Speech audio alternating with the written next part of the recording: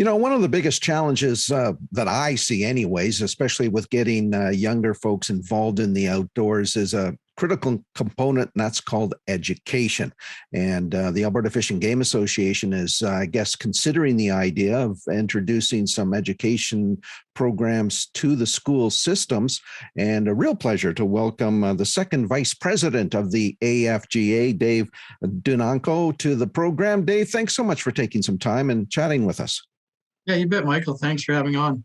So is that out to lunch? Did I miss the mark? Is education one of the key components? I think so. Today's world, I think people want more than just entertainment through their social media, etc. They like to learn things, whether it's hands-on or otherwise.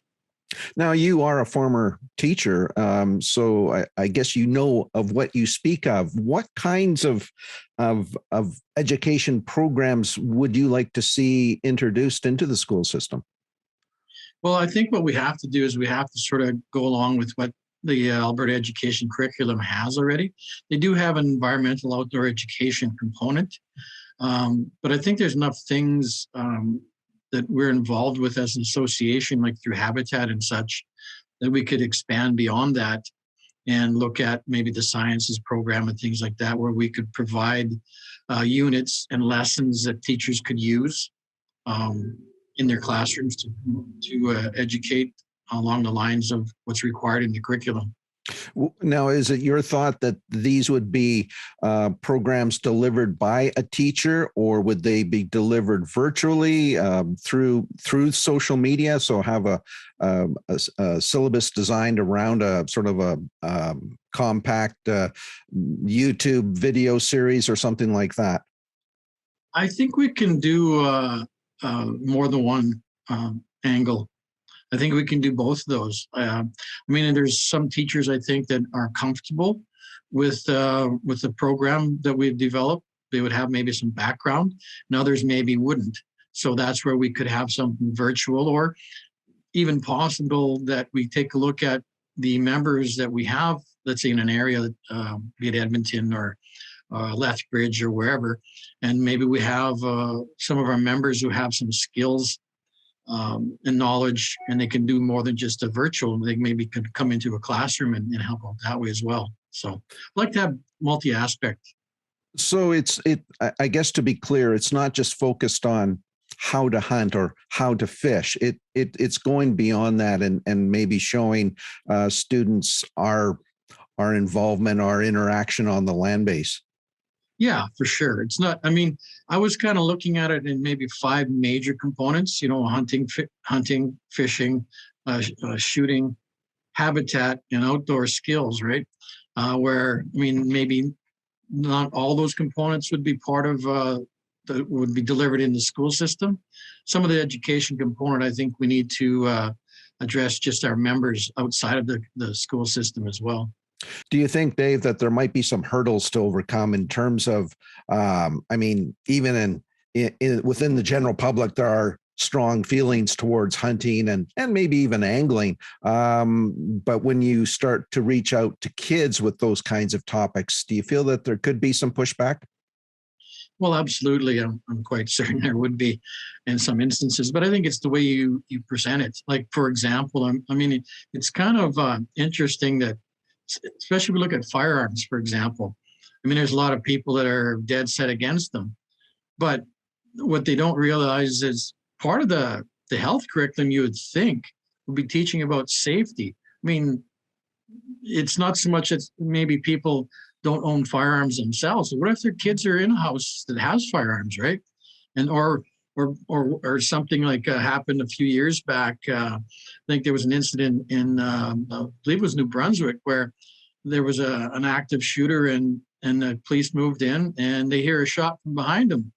And they find out that one of the officers dropped his revolver out of his holster, and somebody picked it up and it went off, right? So obviously someone wasn't trained in proper handling of a firearm. So why wouldn't you have that as part of a safety component in the school system about, it doesn't have to be a month-long course, but it should be made aware of how to handle something like that if they happen to find something, right? Safety, that's all.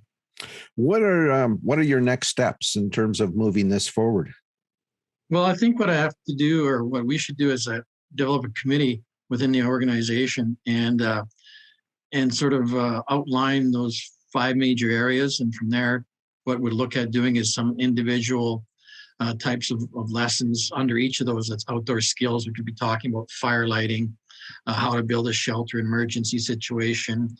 We could be talking about habitat, various types of habitat and how to improve it in your area, those sorts of things. And then develop lessons.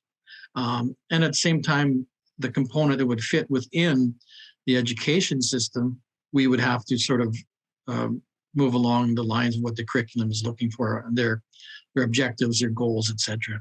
Have you reached out at all to various school boards to see if there is any interest? I mean, it'd be kind of a shame you guys go through all this work and put the package together and then nobody picks it up.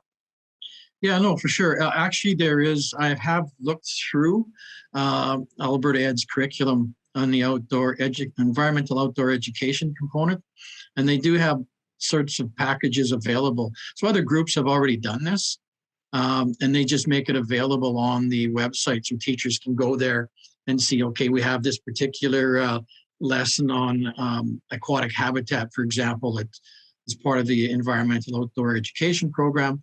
And then they have various resources to choose from, whether it's a little manual or book or lesson. So, I mean, that was pretty straightforward throughout the various parts of the curriculum when I was a teacher, be it social studies or what have you, that if you had a particular goal or outcome, a lesson to teach, then there's more than one resource was available to do that.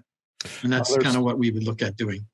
There's certainly I guess maybe I dare say a growing divide between folks and their kids that maybe live in the larger urban centers and those that live out in rural Alberta. And I guess a program like this would, to some degree anyways, and at least knowledge is power. And if these younger folks living in the city are exposed to all things outdoors, that down the road, that gap begins to narrow. Yeah, exactly. And it's not necessarily that maybe they're going to be the goal isn't necessarily to turn them into hunters or fishermen or anglers, I should say. It's at least gain an appreciation of what we do, right? And not sort of have this group pounding on them, the aunties, I guess, that say, yeah, nobody should hunt, nobody should fish, nobody should do this and that, right?